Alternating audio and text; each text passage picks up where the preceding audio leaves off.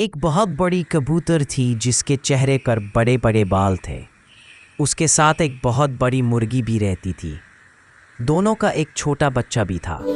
तीनों मिलकर सेब का एक सुंदर घर बनाते थे। बड़ी कबूतर और बड़ी मुर्गी अपने पंखों पर बड़े बड़े सेब उठाकर लाती थी। छोटा बच्चा भी अपनी माँ के साथ मेहनत कर। बहुत तेज़ बारिश होने लगी। तेज़ बारिश की वजह से सेब से बना हुआ उनका घर टूटकर गिर गया। बारिश में भीगते हुए बड़ी कबूतर और बड़ी मुर्गी दोनों रोने लगी।